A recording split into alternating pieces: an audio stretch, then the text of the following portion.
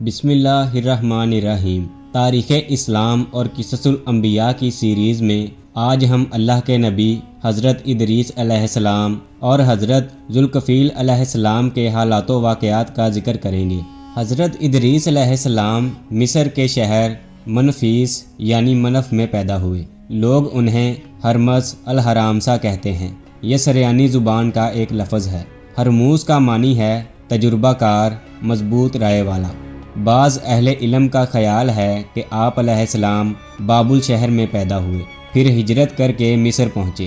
علم رکھنے والے اکثر علماء کرام کے مطابق حضرت ادریس علیہ السلام نبی کریم صلی اللہ علیہ وسلم کے سلسلہ نسب میں شامل ہیں۔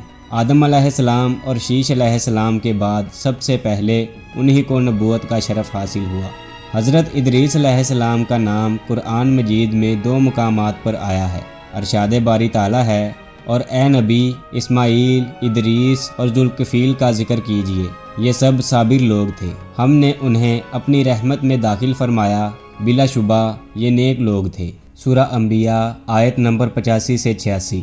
اور دوسرے مقام پر اللہ تعالیٰ نے ان کا ذکر اس طرح فرمایا، اس مقدس کتاب قرآن مجید میں ادریس کا ذکر کیجئے، بلا شبہ وہ بھی نہایت سچے نبی تھے، اور ہم نے ان کو اونچی جگہ اٹھا لیا تھا۔ سورہ مریم آیت نمبر 56 سے 57۔ اس آیت مبارکہ میں اللہ تعالیٰ نے ادریس علیہ السلام کی تعریف کرتے ہوئے انہیں نبی اور راست باز قرار دیا۔ اللہ تعالیٰ کے فرمان، اور ہم نے ان کو اونچی جگہ اٹھا لیا تھا، اس کی وضاحت واقعہ معراج کی احادیث سے ہوتی ہے، جس میں بیان ہوا ہے کہ چوتھے آسمان پر ادریس علیہ السلام سے رسول اللہ صلی اللہ علیہ وسلم کی ملاقات ہوئی تھی۔ امام ابن جریر رحمۃ اللہ علیہ نے حلال بن یصاف سے بیان کیا ہے، حضرت عبداللہ بن عباس رضی اللہ عنہ نے میری موجودگی میں کعب اخبار سے فرمایا، ادریس علیہ السلام کے بارے میں اللہ کے اس فرمان کا کیا مطلب ہے؟ اور ہم نے ان کو اونچی جگہ اٹھا لیا تھا۔ کعب نے فرمایا، اللہ تعالیٰ نے ادریس علیہ السلام کی طرف وحی نازل فرمائی، میں آپ کے اعمال میں روزانہ تمام بنی آدم کے اعمال کے برابر اضافہ کروں گا۔ اس سے غالباً ان کے زمانے کے تمام انسانوں کے اعمال کے برابر ثواب مراد ہے۔ ان کے دل میں خواہش پیدا ہوئی کہ ان کی نیکیوں میں بہت اضافہ ہو جائے۔ ان کے پاس ان کا ایک دوست فرشتہ آیا، انہوں نے اس سے کہا، میرے بارے میں موت کے فرشتے سے بات کیجئے تاکہ مجھے زیادہ مہلت ملے اور میں زیادہ نیکیاں کر سکوں۔ فرشتے نے انہیں اپنے پروں میں چھپا لیا اور انہیں لے کر آسمان پر چلا گیا۔ چوتھے آسمان پر اسے ملک الموت اوپر سے آتے ہوئے ملے۔ فرشتے نے ملک الموت سے اس معاملے میں بات کی جو ادریس علیہ السلام نے کہی تھی۔ ملک الموت نے فرمایا، ادریس علیہ السلام ہیں کہاں؟ اس نے کہا، وہ میری پیٹھ پر ہیں۔ ملک الموت نے کہا، تعجب ہے، مجھے بھیجا گیا تھا اور حکم ہوا تھا ادریس علیہ السلام کی روح چوتھے آسمان پر قبض کروں۔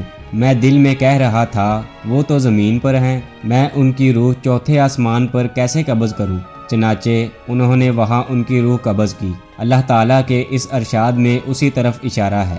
ہم نے اسے ایک بلند مقام پر اٹھایا۔ حضرت عبداللہ بن مسعود اور حضرت عبداللہ بن عباس رضی اللہ عنہم سے مروی ہے کہ الیاس اور ادریس علیہ السلام ایک ہی شخصیت کے 2 نام ہیں۔ اس کی تائید میں حضرت انس رضی اللہ عنہ سے مروی واقعہ معراج کی حدیث پیش کی جاتی ہے، جس میں ذکر ہے کہ جب نبی کریم صلی اللہ علیہ وسلم ان کے پاس سے گزرے تو انہوں نے آپ صلی اللہ علیہ وسلم کا استقبال کرتے ہوئے فرمایا تھا، نیک بھائی اور نیک نبی کو خوش آمدید، جبکہ حضرت آدم اور ابراہیم علیہ السلام نے فرمایا تھا، نیک نبی اور نیک بیٹے کو خوش آمدید۔ اگر ادریس علیہ السلام آپ کے اجداد میں سے ہوتے تو وہ ان دونوں کی طرح آپ کو بیٹا کہتے، لیکن یہ استدلال ایسا نہیں کہ جس کا جواب نہ دیا جا سکے، کیونکہ ہو سکتا ہے کہ راوی کو الفاظ اچھی طرح یاد نہ رہے ہوں، اور یہ بھی ہو سکتا ہے کہ کثر نفسی کرتے ہوئے خود کو باپ کی بجائے بھائی کہا ہو۔ آدم علیہ السلام تو تمام انسانوں کے باپ ہیں، اس لیے ان کا نبی علیہ السلام کو بیٹا کہنا ہی مناسب تھا، اور ابراہیم علیہ السلام اللہ کے خلیل ہیں، جو اولو العزم پیغمبروں میں نبی کریم صلی اللہ علیہ وسلم کے بعد سب سے بلند مقام رکھتے ہیں۔ ان سب حضرات پر درود و سلام نازل ہو۔ امام ابن اسحاق رحمۃ اللہ علیہ نے ذکر کیا ہے کہ حضرت ادریس علیہ السلام ہی نے سب سے پہلے قلم سے لکھا تھا۔ ان کی پیدائش کے وقت حضرت آدم علیہ السلام زندہ تھے اور آدم علیہ السلام کی وفات کے وقت ان کی عمر تقریباً 308 سال تھی۔ اسی طرح حضرت ذوالکفل علیہ السلام کا ذکر کرتے ہوئے اللہ تعالیٰ نے فرمایا، اور ہمارے بندوں ابراہیم اور اسحاق اور یعقوب کو یاد کرو جو قوت اور بصیرت والے تھے، ہم نے ان کو ایک صفت خاص آخرت کے گھر کی یاد سے ممتاز کیا تھا، اور وہ ہمارے نزدیک منتخب اور نیک لوگوں میں سے تھے۔ اور اسماعیل اور یسع اور ذوالکفل کو یاد کرو، وہ سب نیک لوگوں میں سے تھے۔ سورہ صاد آیت نمبر 45 سے 48۔ قرآن مجید میں انبیاء کرام علیہم السلام کے ساتھ اور تعریفی کلمات کے ساتھ آپ کا ذکر کرنے سے معلوم ہوتا ہے کہ ذوالکفل علیہ السلام بھی نبی تھے، اور یہی سب سے مشہور ہے۔ بعض علماء کا کہنا ہے کہ آپ نبی نہیں تھے بلکہ ایک نیک آدمی اور انصاف پسند حاکم تھے۔ علامہ ابن جریر رحمۃ اللہ علیہ نے اس مسئلے میں توقف فرمایا ہے اور کسی پہلو کو ترجیح نہیں دی۔ حضرت مجاہد رحمۃ اللہ علیہ سے روایت ہے، آپ نبی نہیں تھے بلکہ نیک آدمی تھے۔ آپ نے اپنی قوم کی رہنمائی کی اور ان میں انصاف کرنے کی ذمہ داری اٹھائی، اسی لیے وہ ذوالکفل ذمہ داری اٹھانے والے کے نام سے مشہور ہوئے۔ حضرت مجاہد رحمۃ اللہ علیہ سے روایت ہے کہ جب حضرت یسع علیہ السلام بوڑھے ہو گئے تو آپ نے فرمایا، کتنا ہی اچھا ہو کہ میں اپنا ایک نائب مقرر کر دوں جو میری زندگی میں ان پر حکومت کرے، تاکہ میں دیکھ لوں کہ وہ کیسے کام کرتا ہے۔ اگر مناسب معلوم ہو تو اسے اپنی وفات کے بعد کے لیے اپنا نائب مقرر کر دوں۔ آپ نے لوگوں کو جمع کر کے فرمایا، جو شخص میری طرف سے عائد کردہ 3 ذمہ داریاں قبول کرے گا میں اسے اپنا خلیفہ مقرر کروں گا۔ وہ کام یہ ہیں کہ دن کو روزہ رکھے، رات کو قیام کرے اور غصہ نہ کرے۔ ایک آدمی جو دیکھنے میں بالکل معمولی سا لگتا تھا اٹھا اور بولا، میں ذمہ داریاں قبول کرتا ہوں۔ فرمایا، تو دن کو روزہ رکھے گا، رات کو قیام کرے گا اور غصے میں نہیں آئے گا؟ اس نے کہا، جی ہاں۔ اس دن آپ نے اسے واپس کر دیا اور اپنا خلیفہ نامزد نہیں کیا۔ دوسرے دن آپ نے پھر یہی اعلان فرمایا، سب لوگ خاموش رہے۔ اسی آدمی نے اٹھ کر کہا، میں۔ آپ نے اسے اپنا خلیفہ مقرر کر دیا۔ ابلیس شیطانوں سے کہتا تھا، اس شخص کو قابو کرو، لیکن سب شیطان اسے گمراہ کرنے میں اور اس سے وعدے کے برعکس کوئی کام کرانے میں ناکام ہو گئے۔ ابلیس نے کہا، مجھے اس ذوالکفل سے نمٹنے دو۔ وہ ایک انتہائی بوڑھا فقیر بن کر ان کے پاس اس وقت آیا جب آپ دوپہر کے وقت آرام کرنے کے لیے لیٹ گئے تھے۔ آپ دن رات میں صرف ایک بار ہی اسی وقت سویا کرتے تھے۔ ابلیس نے دروازہ کھٹکھٹایا۔ آپ نے فرمایا، کون ہے؟ اس نے کہا، ایک مظلوم ضعیف بوڑھا ہوں۔ آپ نے اٹھ کر دروازہ کھول دیا اور وہ اپنی کہانی سنانے لگا۔ اس نے کہا، میرا اپنی قوم کے لوگوں سے جھگڑا چل رہا ہے، انہوں نے مجھ پر ظلم کیا ہے اور یہ کیا اور وہ کیا ہے۔ وہ بات کو تول دیتا چلا گیا حتیٰ کہ کلولے کا وقت گزر گیا اور عدالت میں جانے کا وقت ہو گیا۔ آپ نے بوڑھے سے فرمایا، جب میں عدالت میں بیٹھوں گا تو تجھے تیرا حق دلوا دوں گا۔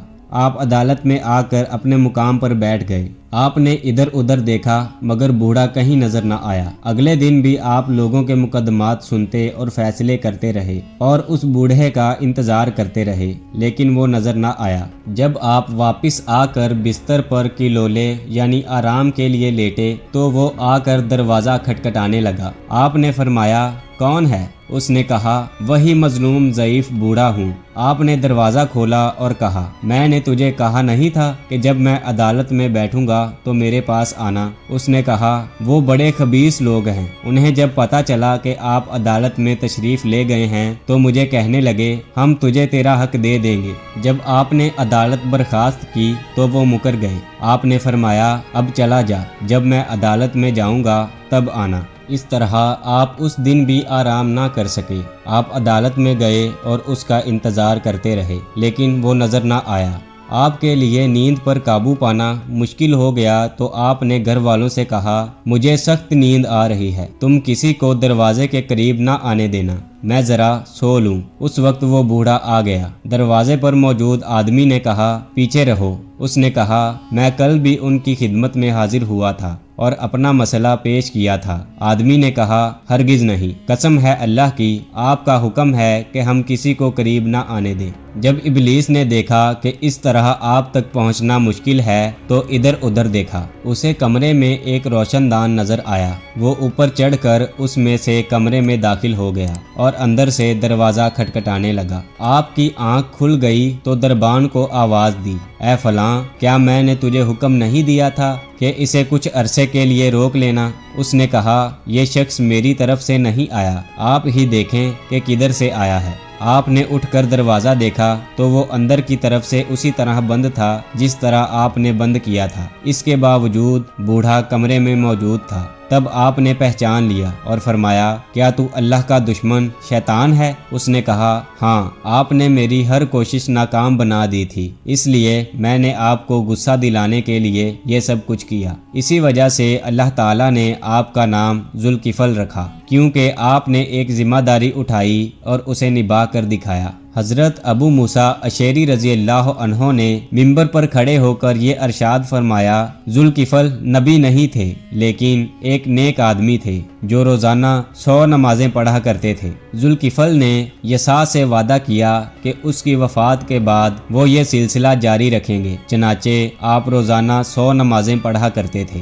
سو آپ کا نام ذوالکفل ذمہ داری اٹھانے اور نبھانے والا مشہور ہو گیا۔ ناظرین، حضرت ادریس علیہ السلام اور حضرت ذوالکفل علیہ السلام کا واقعہ قرآن اور احادیث کی روشنی میں آپ نے ملاحظہ کیا۔ اس بارے میں آپ کی کیا رائے ہے ہمیں کمنٹ سیکشن میں ضرور بتائیے گا۔ امید ہے گلوبل ٹی وی کی یہ ویڈیو بھی آپ کو پسند آئی ہوگی۔ بھرپور لائک کریں اور شیئر کرتے ہوئے ہماری حوصلہ افزائی کریں۔ شکریہ۔ ملتے ہیں اگلی شاندار ویڈیو میں۔